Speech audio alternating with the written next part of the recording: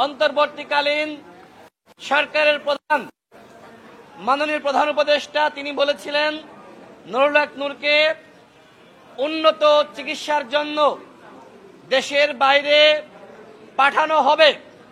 কিন্তু আমরা লক্ষ্য করলাম সরকারের পক্ষ থেকে এক ধরনের গড়িমসি করা হলো। কেন, কি কারণে? প্রধান উপদেষ্টার উপরে কোনো চাপ আছে কিনা, কোনো একটি মহল বা পক্ষ এরকম কিছু বুঝাতে চাচ্ছে কিনা যে নুরুল হক নূর সুস্থ হয়ে উঠছেন, অথবা দেশের বাইরে নিলে এই যে নুরুল হক নূর গুরুতর আহত হয়েছে সেইটা আন্তর্জাতিক মহলের কাছে প্রকাশিত হতে পারে। আমাদের কাছে সেই জায়গা থেকে সন্দেহ লাগছে। ওয়ালটন এখন দেশের সীমানা পেরিয়ে পৌঁছে গিয়েছে 50টিরও বেশি দেশে। ওয়ালটন, ঘরে ঘরে বিশ্বজুড়ে।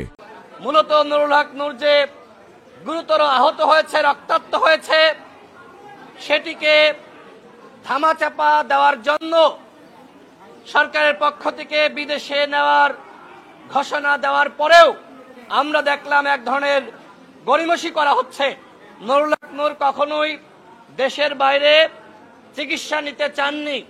আমরা দলগতভাবে সিদ্ধান্ত নিয়েছিলাম, যেহেতু আওয়ামী লীগের আমলে নুরুল হক নূর একাধিকবার হামলার শিকার হয়েছে, যেভাবে তাকে রক্তাক্ত করা হয়েছে সেটি আপনারা সকলেই দেখেছেন।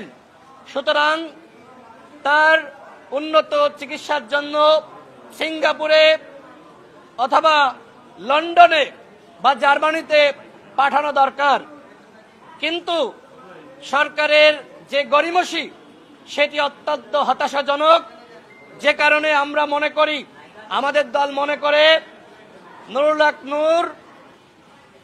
হক নূরকে যদি বিদেশে চিকিৎসার জন্য নিতে হয় সেটি আমাদের দলের পক্ষ থেকে নেওয়া হবে।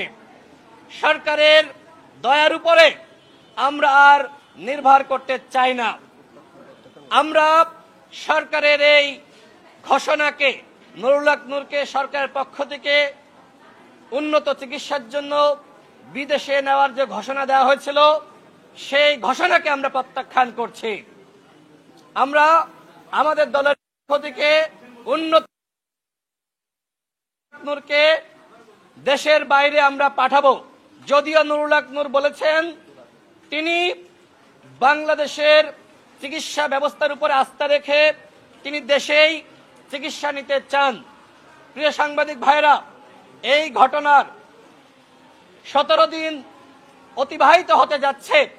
এখনো পর্যন্ত সেনাবাহিনীর যারা এই ঘটনার সাথে সম্পৃক্ত, পুলিশের যারা এই ঘটনার সাথে সম্পৃক্ত, কাউকে এখনো পর্যন্ত গ্রেপ্তার করা হয়নি, তাদের বিরুদ্ধে কোনো ব্যবস্থা গ্রহণ করা হয়নি।